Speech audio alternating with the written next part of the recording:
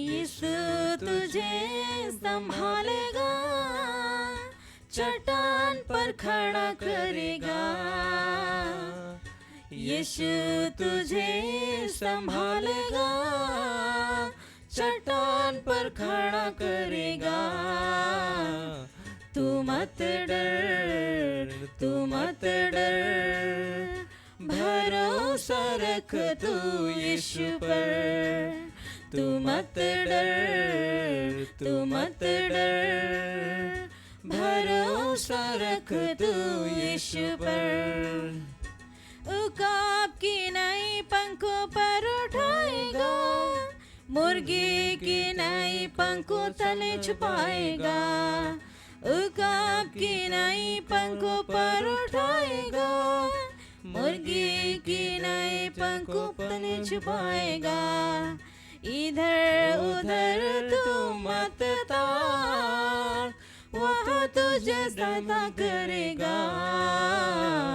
तू मत डर, तू मत डर, भरोसा रख तू यीशु पर। तू मत डर, तू मत डर, भरोसा रख तू यीशु पर। খ্রিস্ট যিশুতে প্রিয়জনেরা, সকলকে স্বাগত জানাই, প্রার্থনা করি। আমাদের আজকে প্রার্থনার বিষয় হচ্ছে, আপনারা কার উপরে বিশ্বাস রাখো, সে মতো আপনাদের আশীর্বাদ হবে। প্রভু যিশু বলেন, আমার উপরে ভরসা রাখো, আমাতে বিশ্বাস করো, আমাতে বিশ্বাস করো, আমি সেই, মানে হচ্ছে আমি সেই মুক্তিদাতা, আমার উপর বিশ্বাস রাখো। যিশু একথা বলেছেন সামারীয় এক নারীর কাছে। এই সামারীয় নারী, তার বিষয়ে বাইবেলে যখন রচিত মঙ্গল সমাচারে 4 অধ্যায়ে সেই মহিলার কথা বলছে। সে মহিলা সামারীয় দেশে বাস করে। সেখানে যীশুখ্রিস্ট সামারিয়া দেশে এসে একটা কুয়ো, যেখানে ও মহিলা জল তুলতে আসলো, সেখানে বসে ওর কাছে জল চাইত। জল দিতে রাজি হলো না। সে বলল, আপনি ইহুদি, আমরা সামারীয়, আমাদের মধ্যে কোনো সম্পর্ক নেই। এই সামারীয় দেশের লোকরা তারা কারা জানতে চাইলে দ্বিতীয় রাজা বলে অধ্যায় 17-24 থেকে শুনলে বোঝা যাবে। সেরা 5 দেশ থেকে আসা লোকরা ছিল। 5 দেশ থেকে, অথবা 5 জাতির মানুষ। সেই জাতির লোকেরা এসে সামারিয়া দেশে বাস করলো। সামারিয়া দেশে বাস করার কারণ সামারিয়া দেশ সকল ইহুদের প্রবাসী ওই নিয়ে গেল বাবিলনে। তার জন্য দেশটা শূন্য হলো। সেখানে থাকার জায়গায় লোক নেই বলে এদের বিভিন্ন দেশ থেকে লোক নিয়ে আসা হলো, 5 দেশ থেকে। সে দেশ হচ্ছে আসিরিয়া রাজা তখন বাবিলন, কুত্তা, হাব্বা, হামাত, সেফারবাইম থেকে লোক আনিয়ে সামারিয়া শহরগুলিতে ইসরায়েল সন্তানদের জায়গায় তাদের বসিয়ে দিলেন। তারা সামারিয়া দখল করে সেখানকার শহরগুলিতে বাস করল। সেখানে তাদের বসবাসের শুরুতে তারা প্রভুকে ভয় করত না। প্রভুতে ভয় নেই, এই জন্য প্রভু তাদের বিরুদ্ধে সিংহপাল পাঠালেন, আর সিংহেরা তাদের মধ্যে হত্যাকাণ্ড ঘটালো। তখন তারা আসিরিয়া রাজাকে বলল, আপনি যে জাতিগুলোকে স্থানান্তর করে সামারিয়া শহরগুলিতে বসিয়ে দিয়েছিলেন, তারা এই স্থানীয় ঈশ্বরের ধর্ম জানে না। তার জন্য বাবিলন রাজা, আসিরিয়া রাজা ওদের ইহুদিদের ঈশ্বর ইয়েহোভা, মানে হচ্ছে ঈশ্বরকে, প্রকৃত ঈশ্বরকে আরাধনা করতে একটা যাজককে পাঠিয়ে দিল। সামারি দেশে বসতি করা ব্যক্তিরা, সেরা কী করলো? ইহুদিরা সঙ্গে মেলামেশা করে ইহুদ বিশ্বাস গ্রহণ করেছিল, কিন্তু সামারিয়া লোকরা যে কুত্তা, হাওয়া, বাবিলন, আব্বা, হাম্মাদ, সাবরাবাইম, এরা এদের দেবতাগুলোকে ছাড়েনি। এই দেবতাগুলোর সঙ্গে প্রভুরই আরাধনা করলো। দেখেছিলে আজকে আমরা ওই রকমই আছে। আমাদের পুরানো জীবনে যে পাপগুলো, যে তন্ত্রমন্ত্রগুলো, যে অন্ধবিশ্বাস না ছাড়িয়ে যীশু খ্রিস্টতে বিশ্বাস করে, তার জন্য কী হচ্ছে? আশীর্বাদ তাদের থাকে না। কারণ এই আগের বিশ্বাস ত্যাগ না করে নতুন বিশ্বাস আপন করতে পারবে না। যেমন আগের খারাপ অভ্যাস না ছাড়লে নতুন জীবন যাপন করতে আপনি পারবে না। তার যিশু বলেছিলেন, এখন সামারি দেশে বাস করে লোকদের সঙ্গে আপনারা বুঝতে পারেন, যিশু বলেছিলেন যেন আপনারা একথা জেনে নিন, নতুন দ্রাক্ষারস পুরানো চামড়ার ফিস্তিতে রাখা যাবে না। মানে হচ্ছে খ্রিস্ট যিশুর আশীর্বাদ আপনি পুরানো জীবনে, পুরানো শরীরে, পাপময় শরীরে নিতে পারবে না। তা পাপ ত্যাগ করে যিশুকে গ্রহণ করবে। তার জন্য যখন মতির মঙ্গল সমাজ অধ্যায় 9-তে যিশু বলছেন, অধ্যায় 9 আপনারা 16 থেকে একটু শুনবে। পুরাতন পোশাকে কেউ করা কাপড়ে তালি দেয় না, কেননা তার তালিতে পোশাক ছিঁড়ে যায় আর ছেঁড়াটা আরও বড় হয়। আরও লোকে পুরাতন চামড়ার ফিস্তিতে নতুন আঙ্গুর রস রাখে না, রাখলে ফিস্তিগুলো ফেটে যায়, ফলে আঙ্গুর রস পড়ে যায়, ফিস্তিগুলো নষ্ট হয়। এটা বলার কারণ, একদিন আমার কাছে একটা বাবা তার ছেলেকে নিয়ে আসলো। ছেলেকে অবধূত ধরেছে। আমি সাধারণ অবধূতরা অনেক ব্যক্তি ভূত ছাড়া প্রার্থনা করছি, কারণ আমার এই ভূত ছাড়া প্রার্থনার অধিকার, আমি বিশ্বব্যাপী ডিগ্রি আছে। আমাদের কৃষ্ণা ডাইসিসে অফিসিয়াল ভূত ছাড়া প্রার্থনা করে ব্যক্তি আমাকে নিযুক্ত করেছে। I am the official exorcist priest in the diocese of Krishnanagar. তাই আমার কাছে নিয়ে আসা হলো। আমি ভাবছি সাধারণ ভূতগুলো আছে সেটা তাড়াতাড়ি তাড়াতে পারবে, কারণ আমার এখানে আশ্রয় নিয়েছে, তা করতে পারো। কিন্তু সে ব্যক্তি আসার সময় থেকে আমি এমন অস্বস্তি ভাব মনে আসছে, এমন একটা রাগ মনে আসছে। আমি তখন আমাকে এত সেবা করা আনিদাকে ধরে মারবো বলে চিন্তা করলাম। রাগ আসছে। কেন এই রাগের কারণ? এত ওর মধ্যে অন্ধকারের শক্তি একটা দুটো না, অনেকটা দেখতে পেলাম, অনেক হাজার বেশি মতো দেখতে পেলাম। সে গিরিজাঘর ভুরা দুর্গন্ধে ভরিয়ে গেল। এমনই দুর্গন্ধ, শ্বাস নিঃশ্বাস করতে পারছে না। আমি ফ্যান দুটো অন করে দেখলাম, হচ্ছে না। ওর জন্য প্রার্থনা করব বলে চিন্তা করলাম, পারছে না। তখন তাকে বললাম, আমি এখন আশীর্বাদ দেব না, আপনারা পাপ স্বীকার করে, অনুতাপ করে পাপ স্বীকার করে আসো। তা না হলে আপনারা দুজনে খ্রিস্টান, কিন্তু আপনারা দুজনে পাপ স্বীকার করে না। আমি পাপ স্বীকার করেছি, একজন বলল, কখন? কিন্তু আমি জিজ্ঞাসা করলাম, তো ঈশ্বর আমাকে ওনার সমস্ত পাপগুলো দেখিয়ে দিল। এই পাপটা স্বীকার করেছো? না। এই পাপটা ওই দিনে করলো, স্বীকার করেছো? না। তাহলে কীরকম পাপ স্বীকার করলে? ও আমার মনে যাচ্ছে করছে ওরকম। আরে বাবা, কাপড় কেচে যদি নোংরাটা ফেলে দিচ্ছে না, তাহলে কী করে কাপড় পরিষ্কার করবে? অনুতাপ করে, পাপের জন্য অনুতপ্ত হয়ে পাপ স্বীকার করে ছাড়ো, তারপরে মাত্র এই শয়তানকে তাড়াতে পারবে। দুজনকে পাপ স্বীকার করতে পাঠালাম। পাপ স্বীকার করে আশীর্বাদ করলাম, বললাম, দেখো এটা প্রথম মাত্র আশীর্বাদ। আপনি শনিবার করে আধ্যাত্মিক শক্তি বচন দ্বারা বাড়বার মতো আপনি আসতে হবে। এসে প্রার্থনা করে আপনার আধ্যাত্মিক জীবন শক্তিশালী করতে হবে। তাই পাঠানো, তখন চিন্তা করলাম, এত আত্মাগুলো এর মধ্যে ভর করে একে মেরে ফেলতে চাইছে। ওর পাগল হয়ে গেছে, ওর কয়লোমলো কথা বলে, রাত্রি বিশ্রাম নেই, সবাইকে অশান্তি করে, ও উল্টাপাল্টা কথা বলে, কোনো রকম সে ঘরে শান্তি, কী করে শান্তি হবে? আমি তখন স্মরণ করলাম বাইবেলে একটা ব্যক্তি আছে, গাদারা দেশে তাকে ব্যক্তি 5,000 শয়তান তার মধ্যে ছিল। লেগিয়ন বললো, লেগিয়ন, লিজিয়ন, লেগিয়ন মানে 6,000। সেই ব্যক্তি নিজের শরীরে কাটাকাটি করতে মেয়েরা ফেলতে চেষ্টা করে, যিশু তাকে মুক্ত করে দিলেন। কিন্তু যিশু যখন প্রার্থনা করলেন, শয়তান সঙ্গে সঙ্গে চলে যায় না। যিশু বলছেন ওর মধ্যে বের হো, কিন্তু বের হই না, বের হই না। তখন যিশু জিজ্ঞাসা করলেন তোমার নাম কি? তখন সে বলল আমার নাম বাঘিনী, আমরা অনেকেই আছে। তখন তারা অনুরোধ করলো আমাদের সুগরের মধ্যে পাঠাও, পাঠিয়ে দিল। এরা সুস্থ হয়ে গেল। সুগরের মধ্যে পাঠিয়ে দেওয়ার পরে সে ব্যক্তি সুস্থ হয়ে গেল।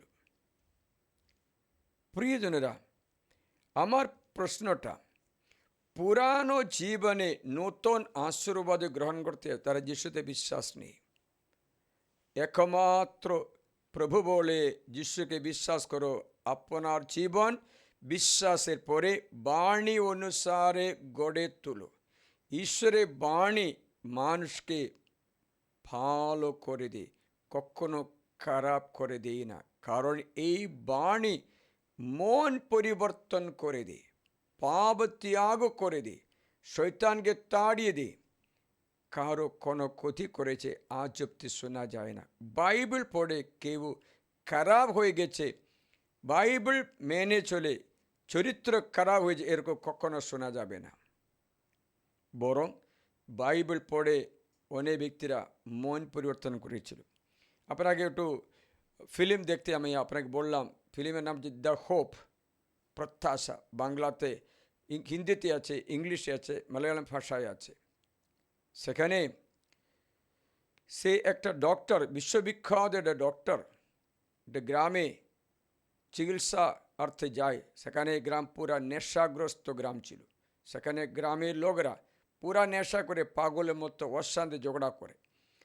ছেলেমেয়েরা, যুবতীরা পড়াশোনা বন্ধ করে, কোনো দুঃখ কারণে, কোনো ক্লেশের কারণে নেশা করে পাগলের মতো ঘুরে বেড়ায়। সেখানে পঞ্চায়েতে প্রেসিডেন্ট এসেগুলো বিক্রি করছে। তাই যখন ডক্টর সেখানে গিয়ে ঘরে ঘরে গিয়ে সকলকে দেখে বাণী দিয়ে বলেছেন তোমরা বাইবেল পড়ে প্রার্থনা করো। ডক্টর মেডিসিনও দিচ্ছে।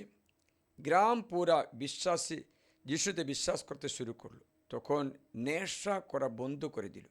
তখন এরা রাগ করে ডক্টরকে মেরে ফেলা গল্প আছে। কিন্তু ডক্টর বলেছেন আমি বাণী প্রচার করে কাউকে আজ অব্দি বাপ্তিস্ম করে দেইনি তো, বাণী প্রচার করে আমি কখন খ্রিস্টান করে দেইনি তো। ঈশ্বরের বাক্য ঔষধের সঙ্গে ঔষধ রূপে কাজ করে।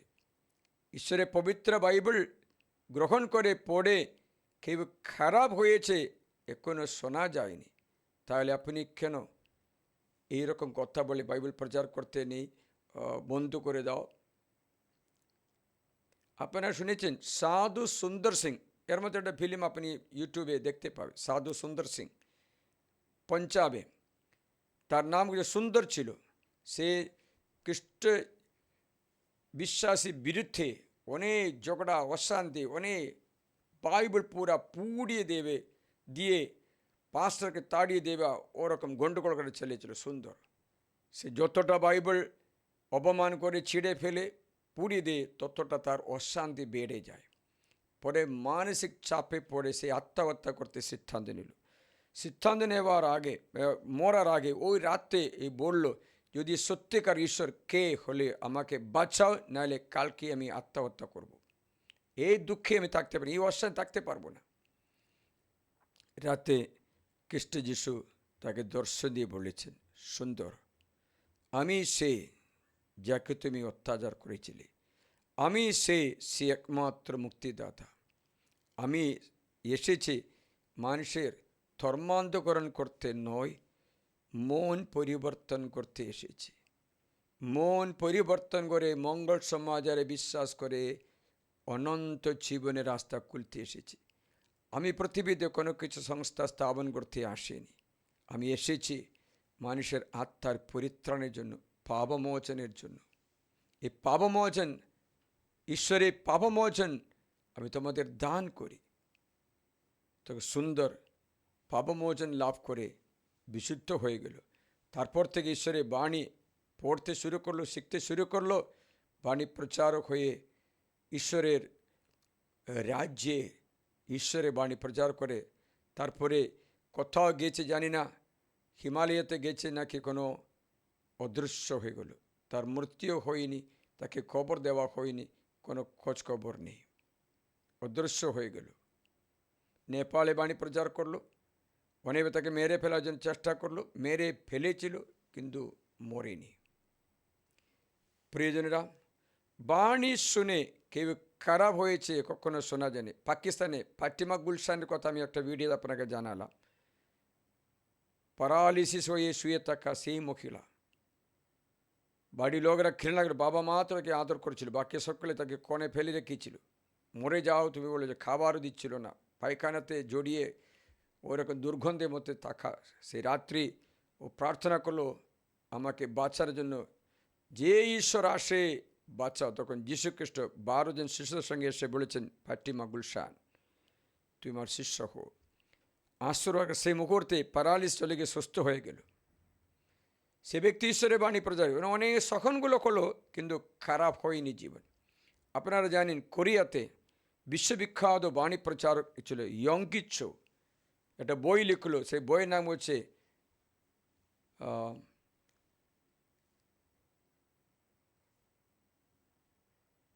ওই এটা আমি ভুলে গেছি।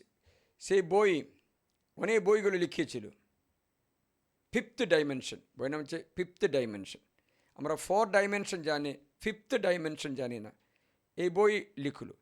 সে ব্যক্তি বুদ্ধ ধর্ম অবলম্বী ছিল, টিবি রোগে মরে যাচ্ছিল, মরার জন্য চটপট করে শ্বাস নিঃশ্বাস সময়ে একজনকে একটা বাইবেল দিল।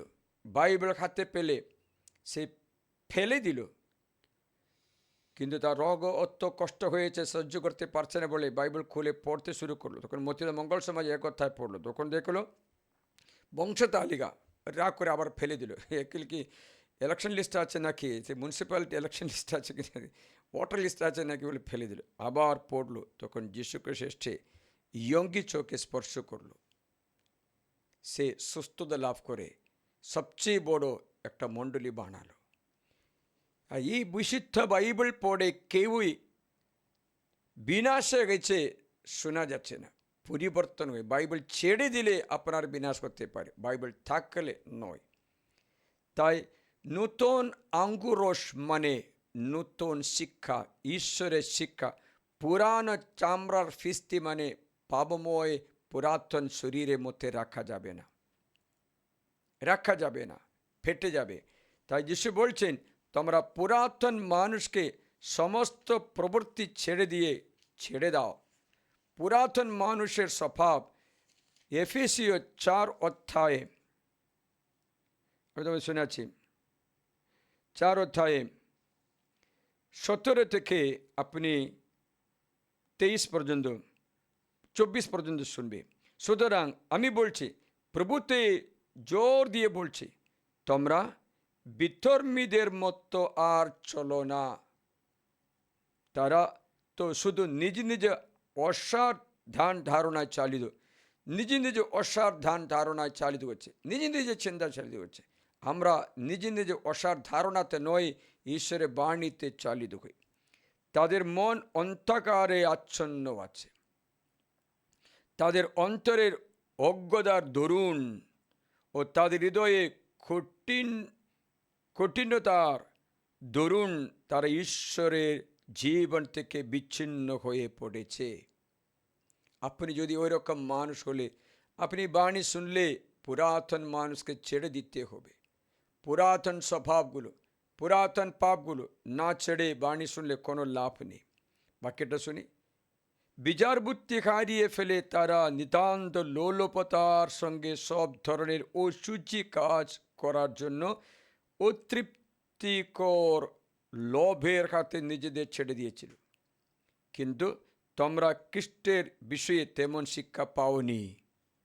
অবশ্য যদি তার কথা সত্যি শুনে থাকো ও তার মধ্যে দীক্ষিত হয়ে থাকো, সেই সত্য অনুসারে যা যিশুতে নিহিত, সেই শিক্ষা অনুসারে আগেকার জীবন ধারণ দেখেছিলে।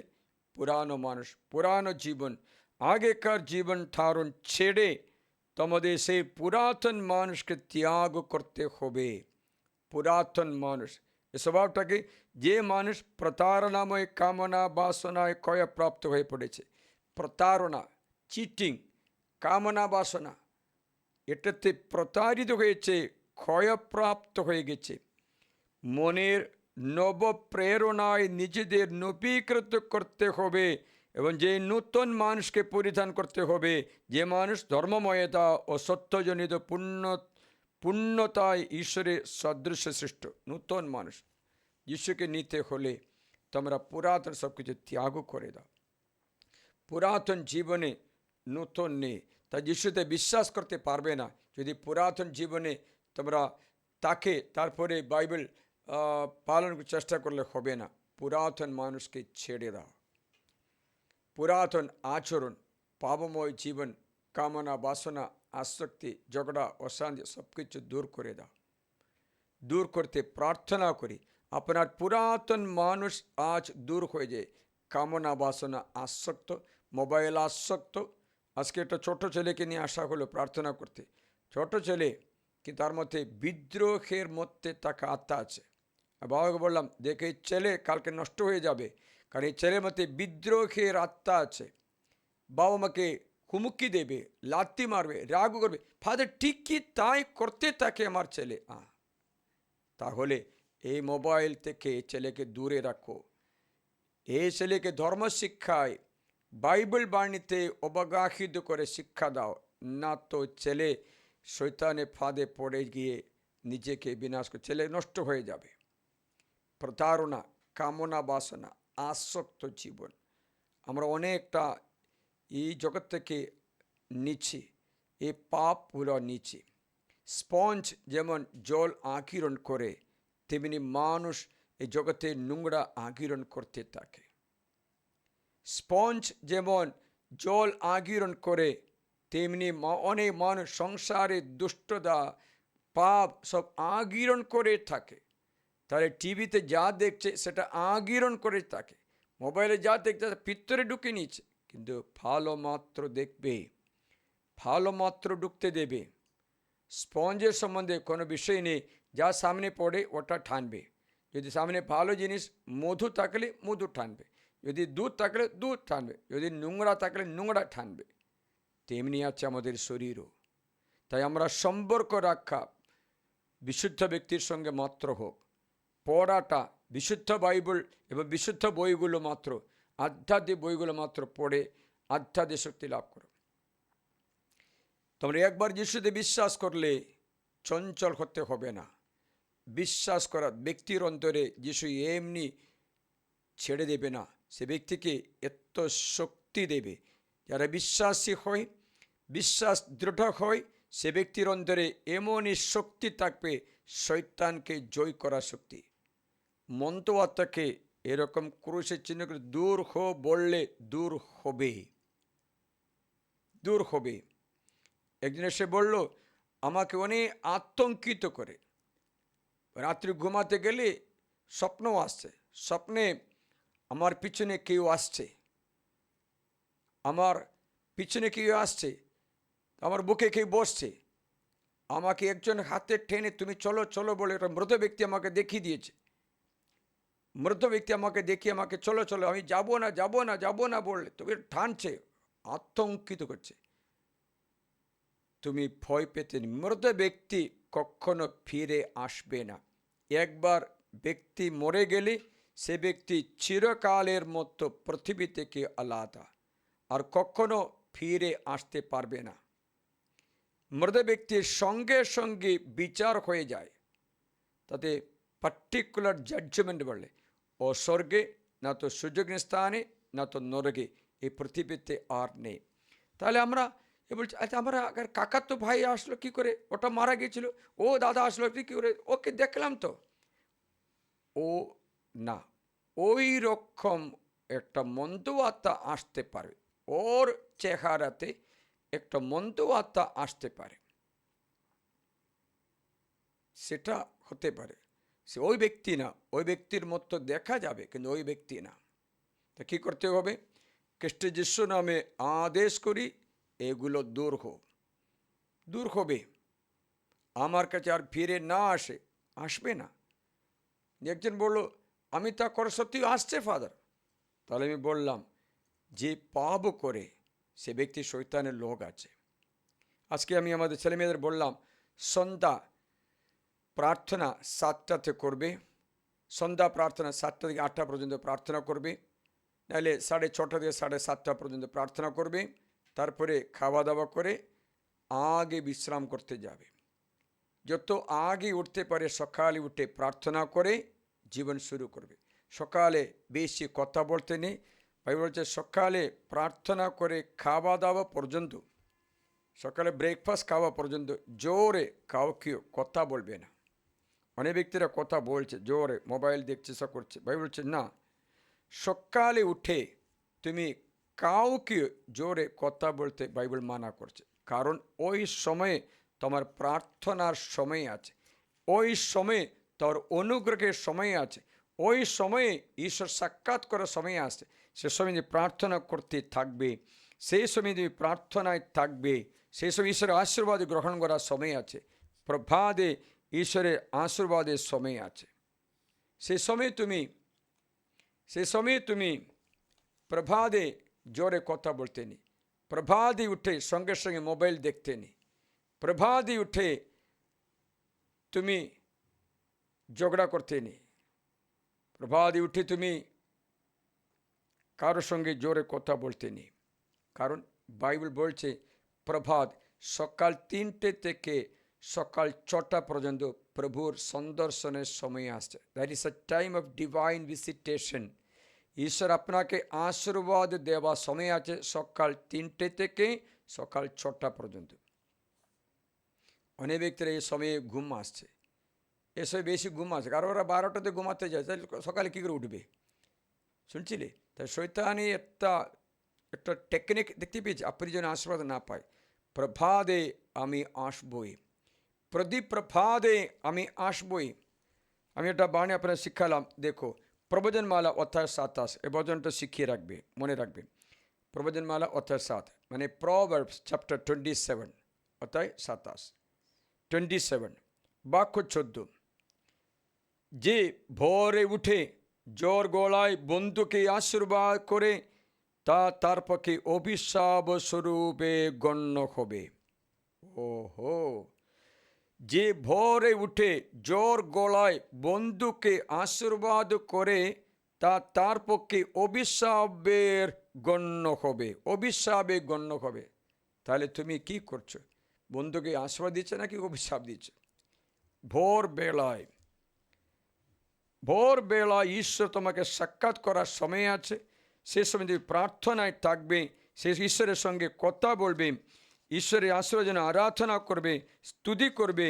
সে সময় তুমি ধ্যান প্রার্থনা করবে, বাইবেল পড়বে, তারপরে পড়াশোনা করতে চাইলে পড়াশোনা করতে পারো। সকালে উঠে প্রার্থনা করার পরে পড়তে পারো, বলিনি। কিন্তু সকালে উঠে জোর গলায় বন্ধুকে করতে নেই, সেটা অভিশাপ স্বরূপ হয়ে যাবে। হালেলুয়া। তা প্রিয়জনেরা, ঈশ্বরের বাণীগুলো এমনি না, এই বাণীগুলো আশীর্বাদের বচন আছে। তাই আমি একটা প্রার্থনা আপনাকে শিখিয়েছিলাম, মনে আছে কিনা? প্রতিদিন সকালে আমি দেশের সকল দুর্জনকে স্তব্ধ করে দেব, প্রতিটি অপকর্মকে যেন প্রভু নগরী থেকে উচ্ছেদ করব। এই প্রার্থনাটা আমাকে দিন। প্রতিদিন সকালে আমি দেশের সকল দুর্জনকে স্তব্ধ করে দেব, প্রতিটি অপকর্মকে যেন প্রভু নগরীতে উচ্ছেদ করতে পারে। আমি প্রভু আফগানকে যে কৃপা যে চিরস্থায়ী, প্রভু দেশগুলি প্রবল ব্যর্থ করেন, যা যে সকলে ভাবনায় বিফল করেন। প্রভু প্রকল্প কিন্তু চিরস্থায়ী, তার হৃদয় ভাবনা যুগ যুগস্থায়ী। পরমেশ্বর তোমার রাজ্য পৃথিবীতে প্রতিষ্ঠিত হোক, সেটা লেখা আছে। আপনি সেটা পাবে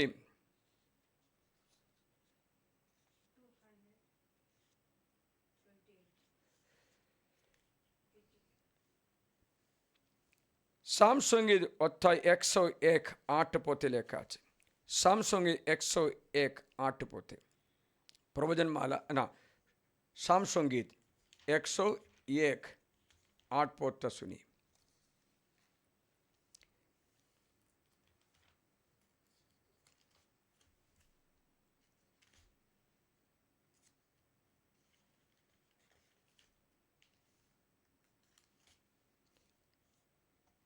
প্রতিদিন সকালে আমি দেশের সকল দুর্জনকে স্তব্ধ করে দেব, প্রতিটি অবকর্মাকে যেন প্রভু নগরে উচ্ছেদ করতে পারি।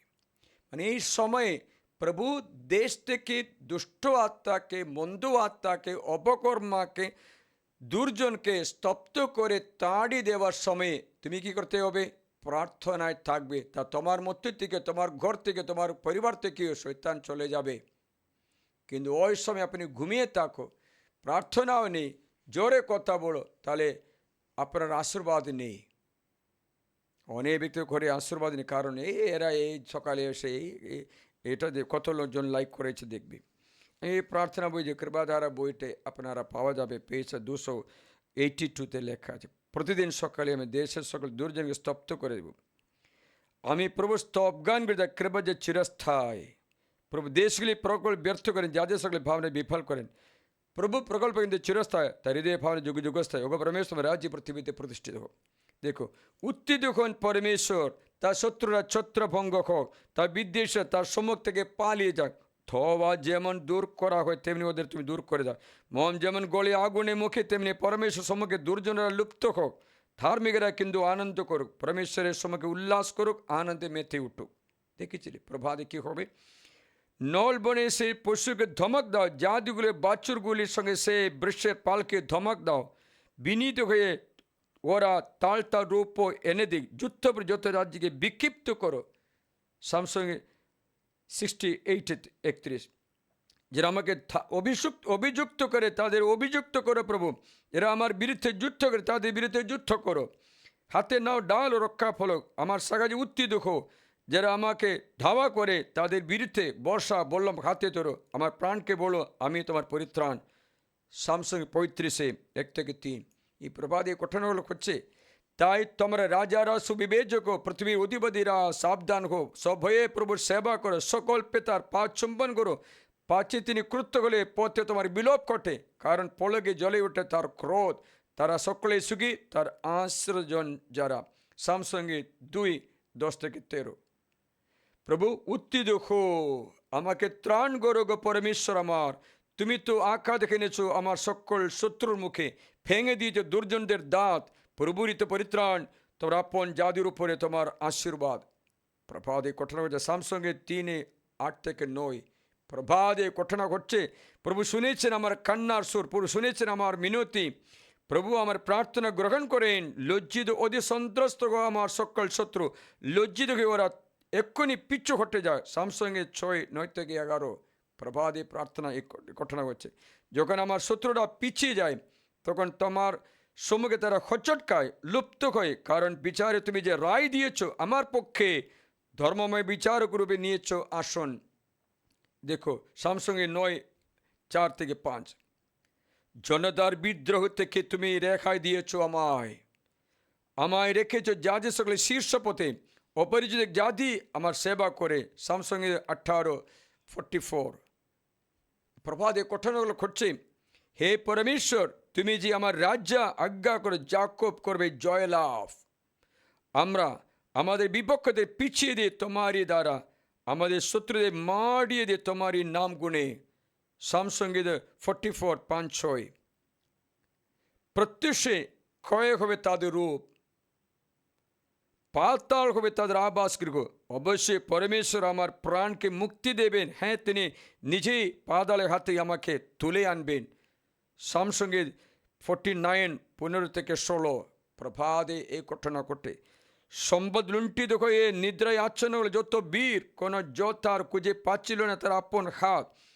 হে জাকবের পরমেশ্বর, তোমার ধমক শুনে থামলো রোদ, থামলো অশ্ব। সামসঙ্গীত 76:6-7। আসুক আমারকে তোমার স্নেহ দ্বারা, তবে আমি জীবন পাবো। তোমার বিধানই তো আমার সুখ। যারা আমার বিরুদ্ধে মিথ্যা রটায়, সে দর্পে মানুষের লজ্জায় পড়ুক। আমি ধ্যান করে যাব তোমার আদেশ মালা। সামসঙ্গে 119 77 আমার জন্য কতগুলো গর্থনা গুড়েছে, সে দর্পির দল, তোমার বিধানের মতো তারা চলে না কো।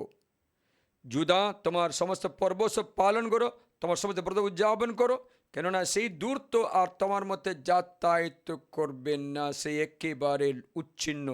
নাহুম 1 ওগো পরমেশ্বর, রক্তলোভে চলনাপট্টু মানুষ যারা, তাদের তুমি গভীর গহব্বরে নামিয়ে দেবে, তারা আয়ুর মধ্যভাগে পৌঁছতে পারবে না। আমি কি তোমাতে ভরসা রাখি। সামসঙ্গে 55-24। প্রিয়জনে, এত অনুগ্রহ এই প্রভাতে হচ্ছে, তার জন্য প্রভাতে উঠে জোর গলায় বন্ধুকে আশীর্বাদ দিতে নেই। ব্রেকফাস্টের পরে ওই পর্যন্ত প্রার্থনায় নিরিবিলিতে থাকতে, প্রার্থনা করতে, কাজ করতে পারবে। উঠে প্রার্থনা করে কাজ করো, রান্না করো, কাজে যাওয়ার জন্য ব্যবস্থা করো, সবটা ঠিক করো, কিন্তু প্রার্থনায় থাকবে। তারপরে ঈশ্বর আপনার সঙ্গে কাজে জায়গাতে আসবে, ঈশ্বর আপনার সঙ্গে রান্নাঘরে আসবে, ঈশ্বর আপনার সঙ্গে সঙ্গে থেকে পথ দেখাবে। Hallelujah, hallelujah. তাই প্রিয়জনেরা, তাই বাইবেল বলছে তুমি প্রভুতে ভরসা রাখো, প্রভুতে মাত্র ভরসা রাখো, অন্য কারো উপরে ভরসা রাখতে নেই, অন্য কারোর উপরে ভরসা নেই। তবে ঈশ্বর আশীর্বাদিত বঞ্চিত করবেন। তার জন্য বাইবেলের বাণী আছে,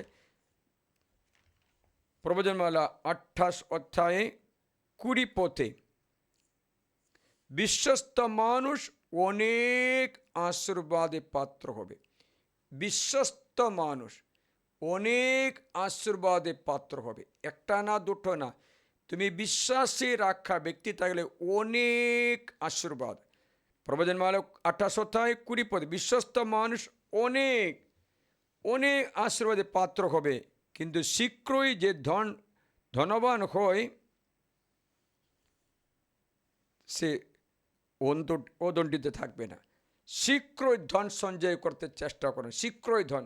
যেমন মদ বিক্রি করে পয়সা ইনকাম করছে, যেমন চুরি করে পয়সা ইনকাম করছে, যে মানুষকে টকিয়ে পয়সা ইনকাম করছে, অথবা লটারি টিকিট কেটে পয়সা ইনকাম করতে চেষ্টা করছে, এগুলো তোমার রাস্তা না।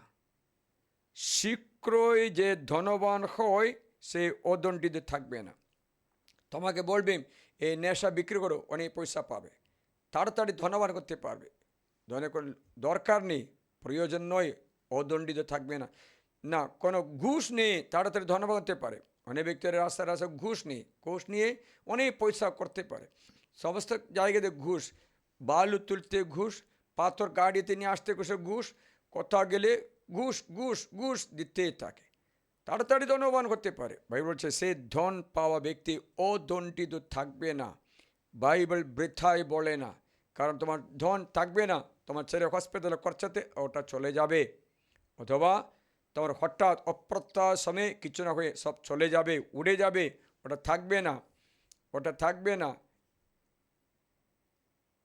থাকবে না, কারণ সেই ধন কাজে লাগবে না। তাদের বাইবেল বলছে বিশ্বস্ত মানুষ অনেক আশীর্বাদের পাত্র হবে। আমি একটা ব্যক্তির কথা বলছি, সে কিছু পড়াশোনা কিছু নেই, কিন্তু একটা ঘরে কাজ করে, বিশ্বস্তভাবে কাজ করে। সে ঘরের চাবি পর্যন্ত ঘরের মালিক তার হাতে দেয়, পেটি যেখানে পয়সা রাখে তালা দিচ্ছে না।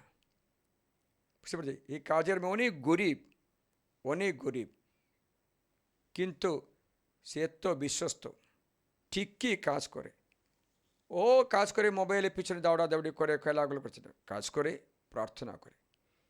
এই বিশ্বস্ত ব্যক্তিকে দেখে মালিক খুব খুশি হলো, বললো আমি তোমার জন্য ঘর বানিয়ে দিই। 30 লাখ টাকার একটা ঘর বানিয়ে দিল। এখন ভালোই এটা ফিক্সড ইনকাম করে দিল। সে ঈশ্বরকে ধন্যবাদ জানায়।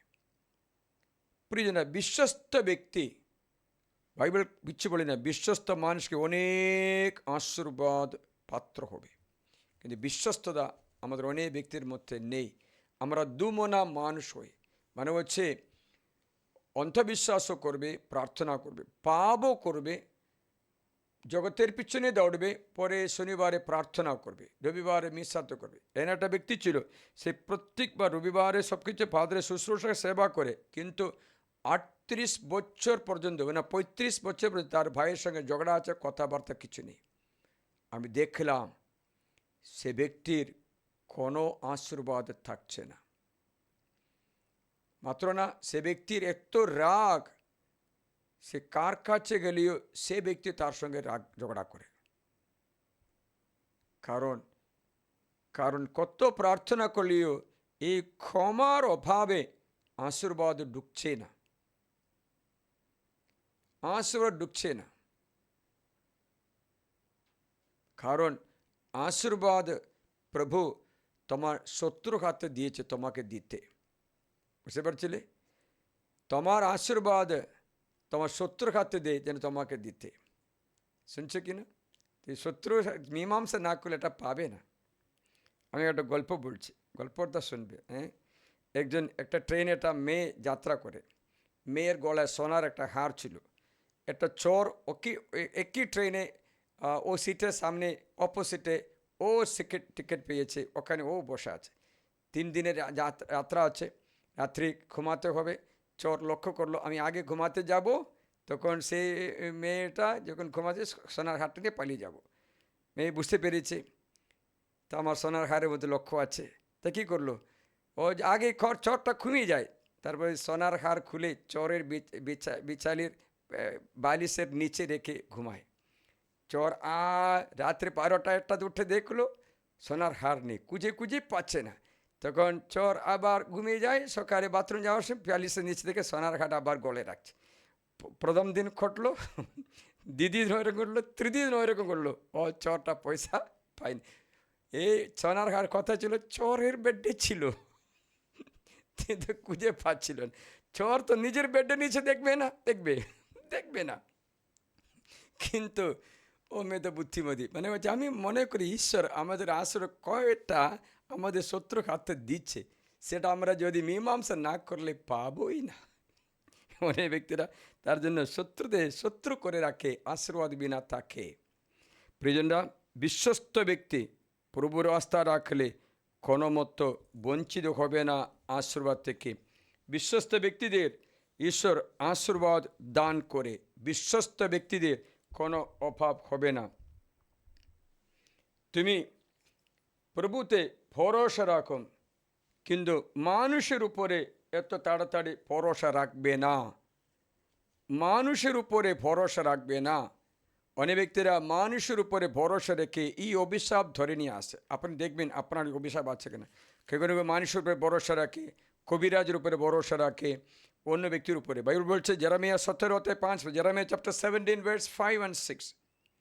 প্রভু এক কথা বলছেন, তো পাদর জর্জ বলছি না, প্রভু এক কথা বলছেন, অভিশপ্ত সেই মানুষ যে মানুষে ভরসা রাখে।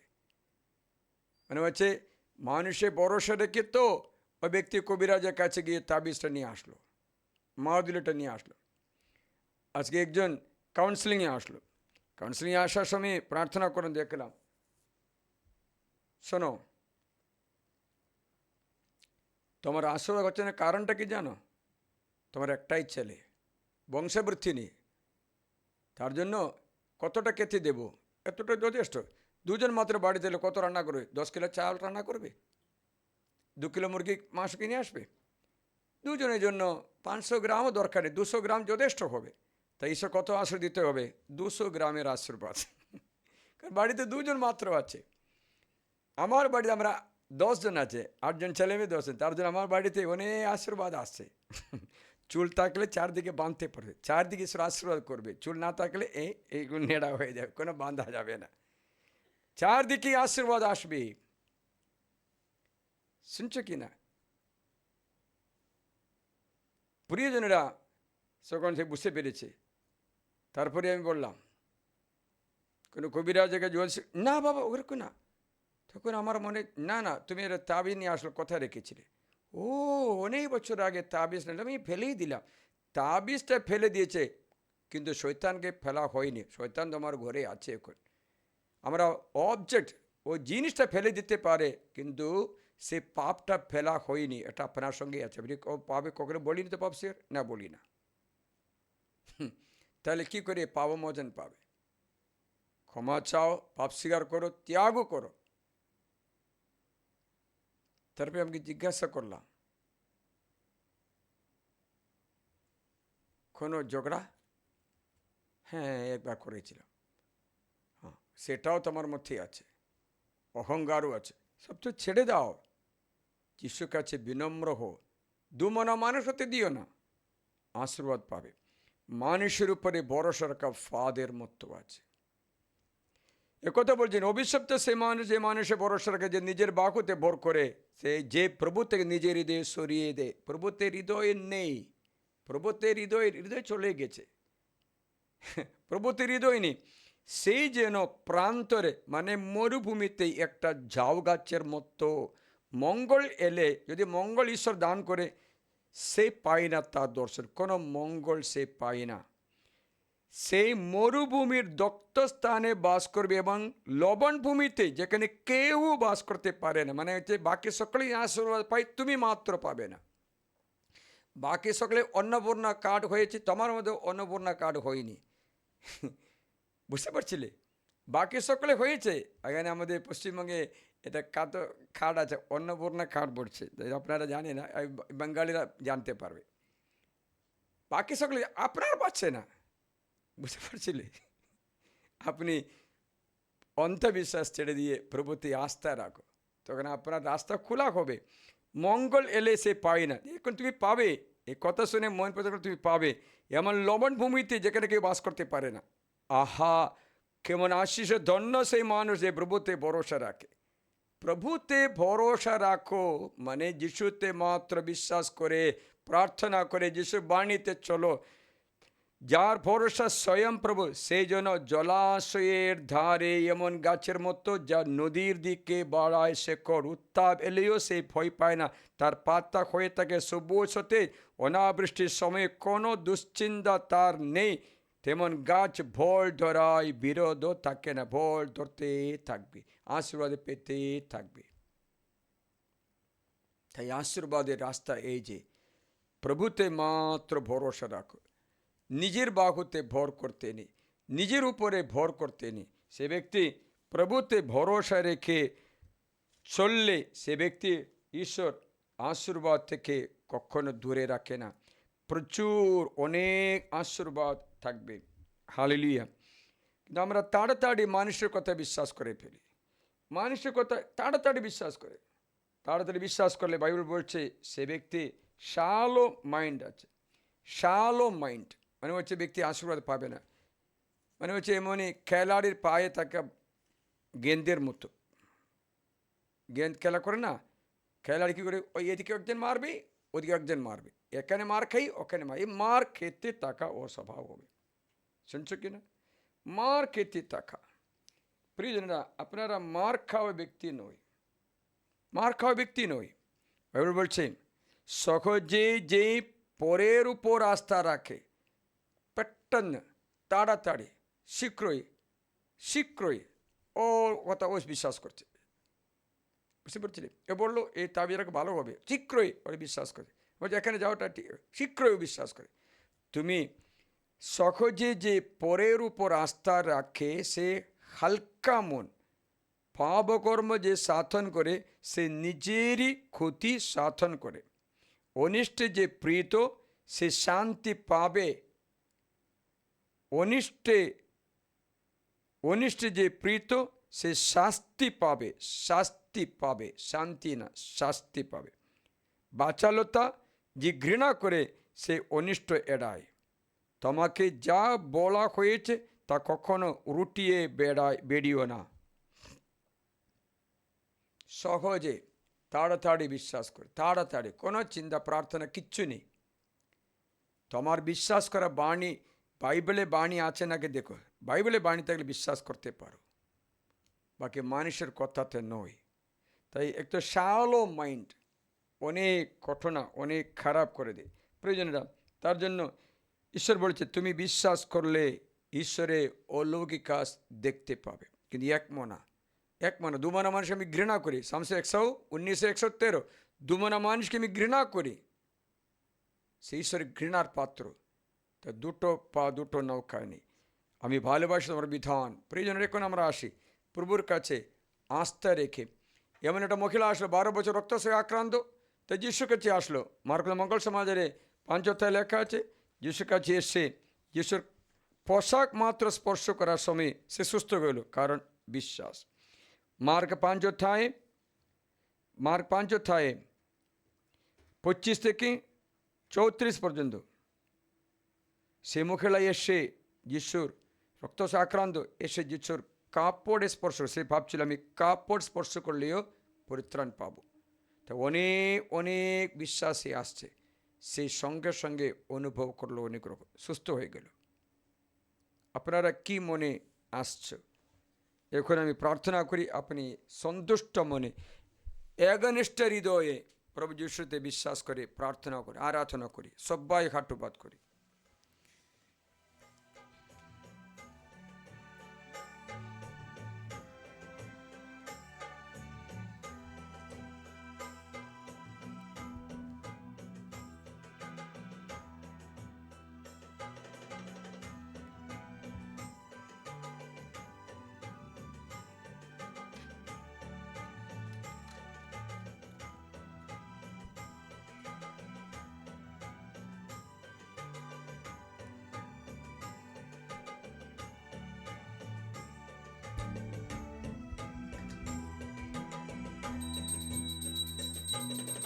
पिता तेरी वंदना करने को हम आए हैं।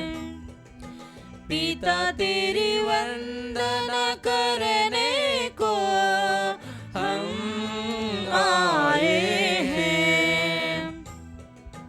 तुम हो जग का सृजनहार, तुम हो जग का पालनहार, तुम हो जग का सृजनहार, तुम हो जग का पालनहार। आराधना आराधना आराधना आराधना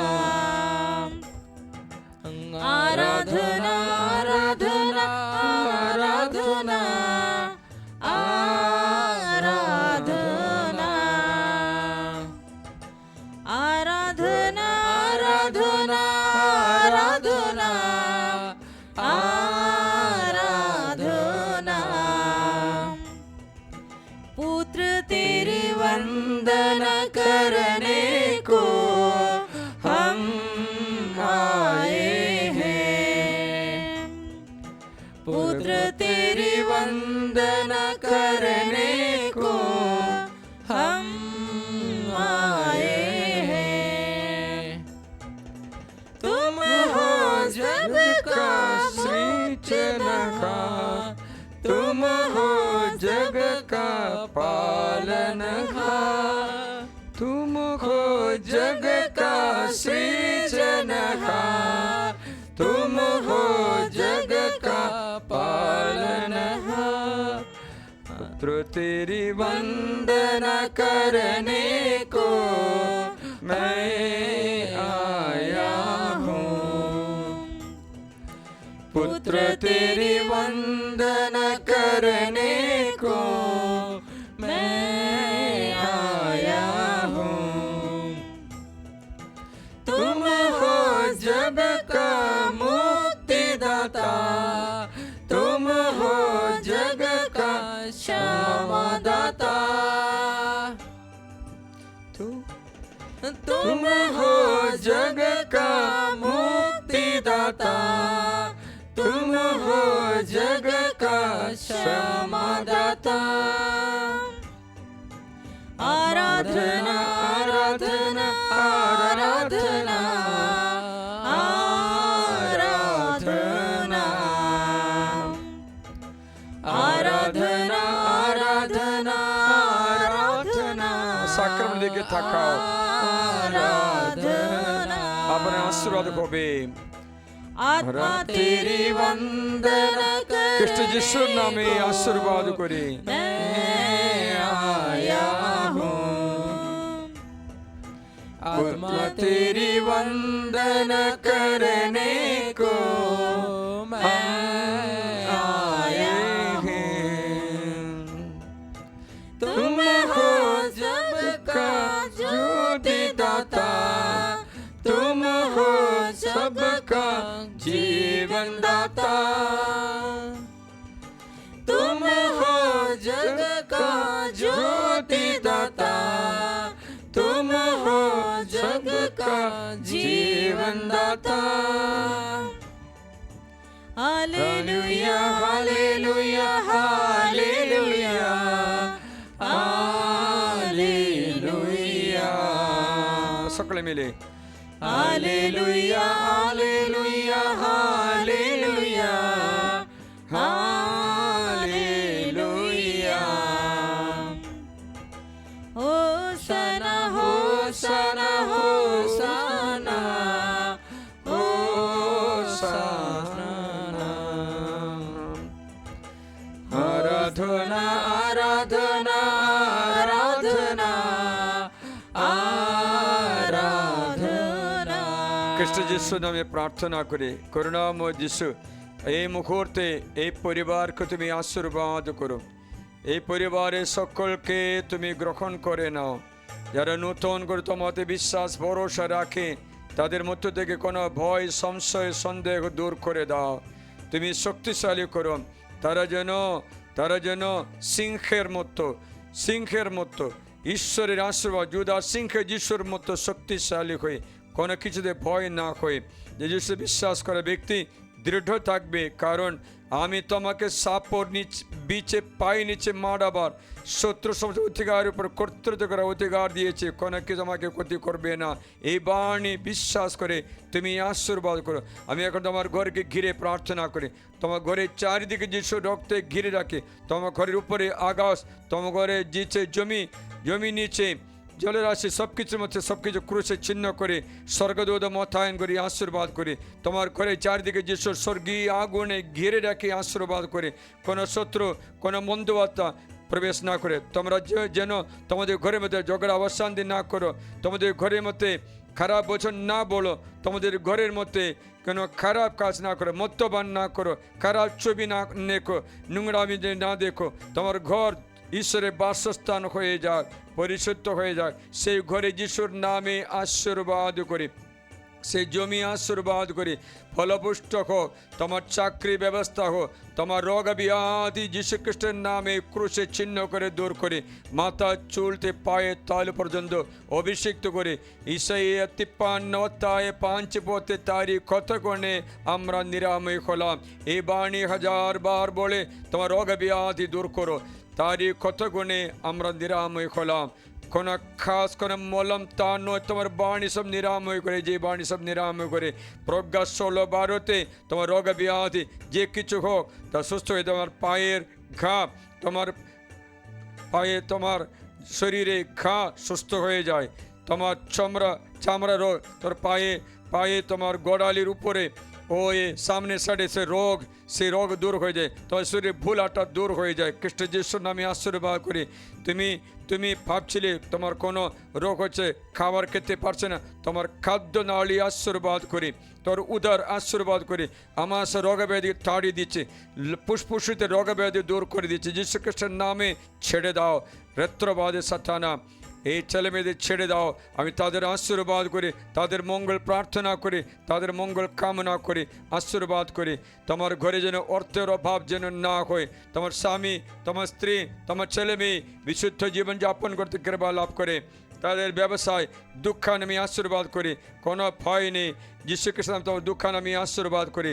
তোমার কাজের জায়গায় আশীর্বাদ করি, তোমার চাষবাস আশীর্বাদ করি, প্রার্থনা করি। যীশু খ্রিস্ট করুণা তোমার ছেলে মেয়েদের বর্ষে দেখো, সে যেন খারাপ অভ্যাস ছেড়ে দিই, মোবাইল আসক্তি ছেড়ে দিই, ভালো মতো পড়াশোনা করে প্রজ্ঞা ঈশ্বর দান করে হুমকি দেওয়া সভা দূর হয়ে, বিদ্রোহিতা দূর হয়ে বিশ্বস্ত বিনম্র সন্তান হোক।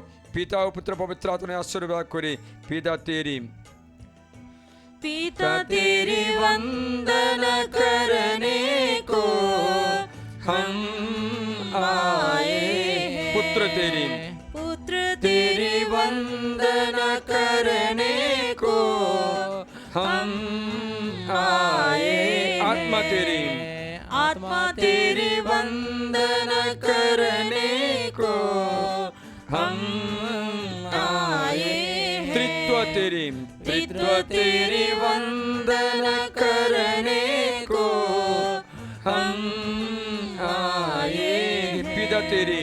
पिता तेरी वंदना करने को हम आए हैं।